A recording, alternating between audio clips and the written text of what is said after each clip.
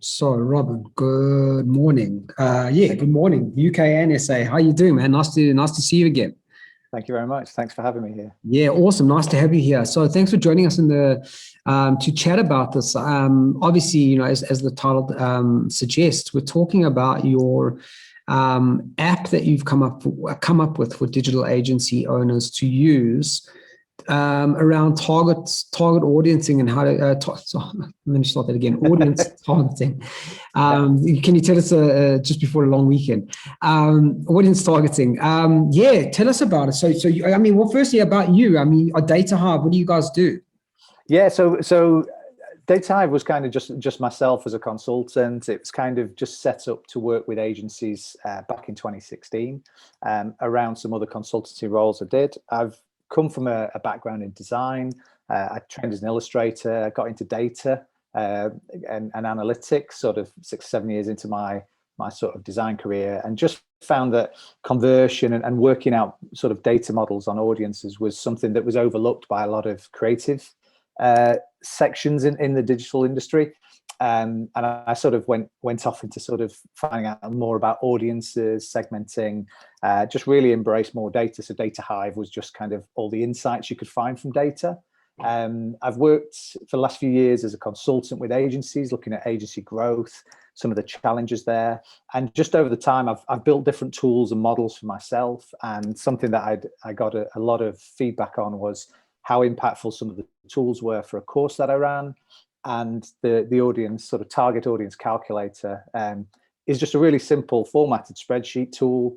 It guides people through a bit of a reality check on the numbers that they're looking to plan to win for new customers.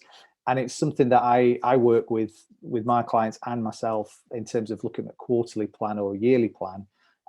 So it's great to sort of just demo it, see if people are considering the things that it throws up. And then there's some suggestions of how to sort of get a little bit more of a reality plan and a sort of some actionable steps from the insights, really. Beautiful. Cool. So, it's got to be one of the biggest frustrations and challenges that most agency owners deal with is target audience, competing, where to spend money, how to actually make the right decisions. So I guess this is the kind of thing that takes care of that for them, and at least gives them a bit of a nudge in the right direction. I think, many creatives start the business, and a lot of people I've spoken to, myself included, we weren't business people. Yeah. We were creatives with a passion. Yeah. We started an agency because of something we really value and believe, and our cultures around. The business side is sometimes overlooked, and actually, the expectation of new business and winning it is sometimes just something that's a little bit more optimistic than in reality. And so you set yourself up for some frustrations, especially when you work with new business parts of your agency.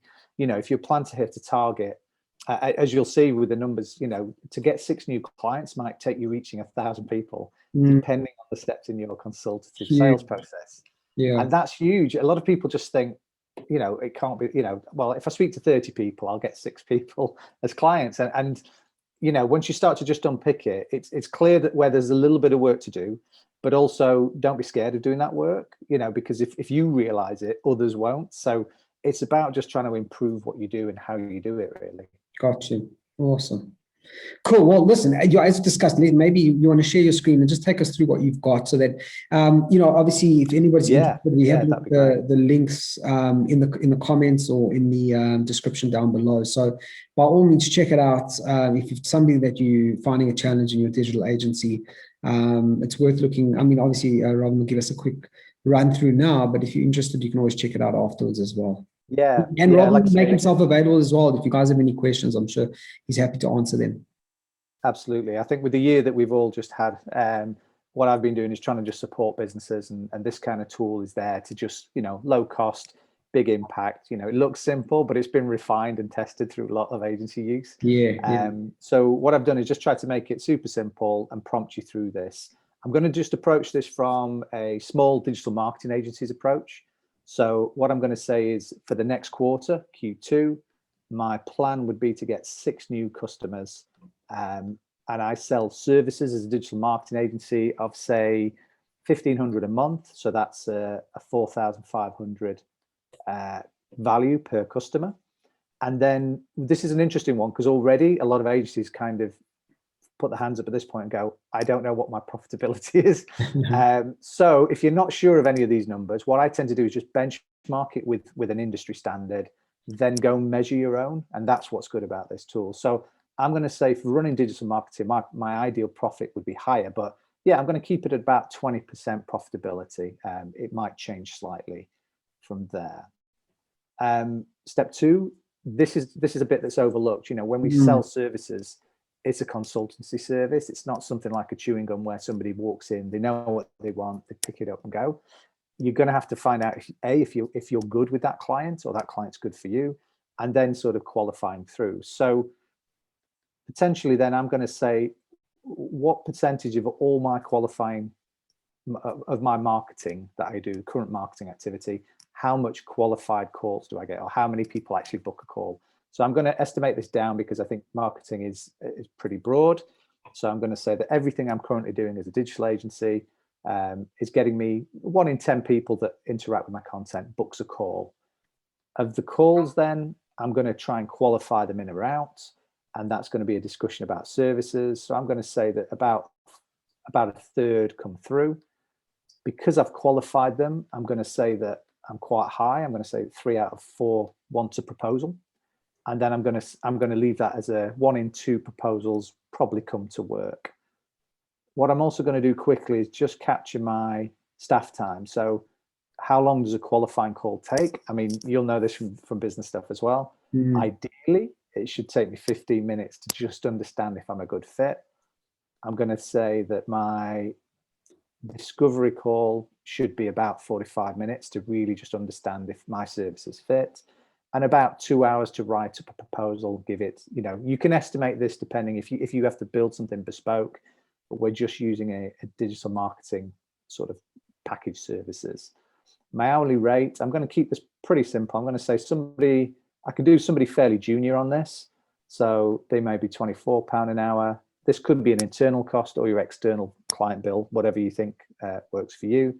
The person doing the next bit, I'm going to say should be more senior, and the person doing the proposal just needs to wrap it up. So I'm going to leave that as a senior role. And within those 4 steps, this is the kind of stuff that I need to know about. To get 6 customers with the steps that I've given and the percentages, I need to speak to 485 ideal businesses. Okay. To generate a quarterly target of 27,000, of which 5,400 is my profit margin. So already I can start to think, you know, and these are ideal businesses. These aren't just any business. These are people that kind of need my services. Right. I can quickly see from the sales breakdown, this is the activity I'll be doing. I should have 48 calls, 16 discovery calls, and 12 proposals written. So, you know, there's time involved in that. So this is the kind of breakdown of time. So it's at least maybe coming up to 2 weeks full time for somebody in my team to run this, or a combination of the two. Out of 12 weeks, then, have I actually got enough time planned to just run sales? Gotcha. Or am I delivering stuff? And then as a staff breakdown, okay, it's fairly good for that price. You know, my internal cost would be about 1,500. But actually, that's going to eat out of my profit margin if I haven't calculated that into my services. Right. So what I might need to think about is if I want more profit than 3,000 or 4,000 in that quarter, I might need to take this up. Yeah. So if I take this up to 7, I can, oh, sorry, not 7. Let me step back and just go to the top here. If I take my target up to 7, then what this does is already increase on the same process. That now I have to jump up to 566. Gotcha. So there's some insights there just in the first bit of the tool that just makes me think, do I know what my process is? Do I know what my rates are in terms of my ratios? Is there a way of getting people to self-qualify easier or to do other stuff? And then what I tend to do with a lot of my clients, and just go through here, is I look at what I can currently activate from my audience. And this can be a good thing and a worrying thing for agencies because sometimes it's overlooked. So if I'm a marketing agency, I'm going to expect that I'm doing a lot of digital, and my current website gets about 1,000 people a month. I may have a decent setup for a funnel because I've got content, I've got nurturing. So I'm going to say 10% of those are people that would convert for me into booking a call. I'm going to have a look at database of people that I've met over the years, and potentially I can activate them at a fairly low rate. They might be sat there, they might be lapsed customers. I might be running an email that I've built. Could take a few years to build up to certain numbers, but I tend to get, I see a lot of agencies running emails, but not an engaged one. LinkedIn connections, I might have a few thousand of those, but again, they're fairly low. So same with Facebook, very low conversion rates, things like that. What I can have a look at is just, is there a database I can access? Is the things I could buy that are maybe more targeted? Yeah. And I might be speaking at another channel, like an event, where I can do some stuff. What this just does is give me all my activated audience potential, and I can have a look here and say, this is what I actually need. Oh, this is what I can activate. This is what I need. So I'm going to be off in this quarter. If I use all the current channels, I'm going to miss my target. Yeah. So I need to consider here, what are the ways I can generate that interest from? And this is the kind of point of insight that I think a lot of agencies just miss, especially with new business, is if I don't have these channels in place, or I'm not building them as part of my business, then actually I'm going to struggle to activate them when I need sales. Yeah. So I may change my plan for the year to think, okay, in the next quarter, I'm going to build more engaged email list, as well as try and find new customers. I'm going to pay for some ads. It might be that I can generate ads at £1 a click or £10 a click, right? Spend 1,000, but still generate another 100 people. Depending on my search terms, I can then play around and model this out. And that's pretty much what the tool's here for. There's some considerations about how to make improvements, and some of that's done in the training that I do. So there's a couple of training videos about this in the package, and yeah, is there anything there? You're in agency side. Is there anything there you think jumps out to you? Well, I mean, I must say it seems very comprehensive, and by that, what I mean by that is, it seems like what you've actually almost encouraging anybody who uses this tool to do is actually start thinking about almost all elements of their sales funnel in a way. So you're not just thinking about your target audience and how to actually, that sort of, you're actually thinking about what kind of lead generation am I doing and how much am I spending? So it's actually quite broad. I think anybody using this tool is going to have it looks like a fair amount of work to get all the data together. But while you're performing that exercise and that work, you're making improvements all over your business in a way. Yeah, I think it's the big thing about this was it was meant to be an insights tool. It's if you don't know the answers, or you can see very clearly that you're not building the channels that you can then activate. Right. What that should do is just give you a chance to kind of recalibrate and go, do you know what? As an agency, then we want growth. We're going to need to think about how we do our own growth based off what we do for clients. And it's usually that case if you're so busy doing client work, you forget to go back and do those principles, because that's the nature. But it might be that you could put your price up and suddenly the profitability is there. You use some of that profit to bring somebody in who's just dedicated to build you a channel. Or in those costs of time. If it could be that you could use templates for qualifying calls. It could be that you've got a pitch deck template that helps somebody, makes it cheaper. Just there's lots of ways. It's about looking for things to get gains with and make advantages with. And if you don't know them, then what I'd do is I'd put benchmark industry numbers in, go and have a look, like 0.2% conversion for Facebook, and then measure yours over the quarter. You can just take a measurement. That's what I'm saying about it. The work that you do is going to benefit you in other ways as well, which is pretty great. And what's really good is if your clients are consultative sales, you could run their numbers through this. I was going to say, on a client side as well, you could potentially do as well. And then what's good about that is if one of the big channels should be a website, it's the main hub of content. If your client's website isn't giving them like their bookings, maybe you need to upsell them, or maybe you could do a longer relationship piece that gives you a bit more leverage to talk about why you're charging them, what you want to build for them, and how it helps them. And it just gives you, it puts the numbers for them in clear day. So I think like I say, feedback's been great from when we've done it, when we've tested it.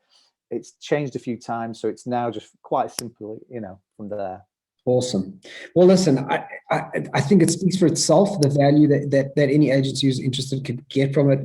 As I say, it's obviously an investment that an agency needs to make. There is a cost to it, which we've put the links down below, guys, so you can check it out.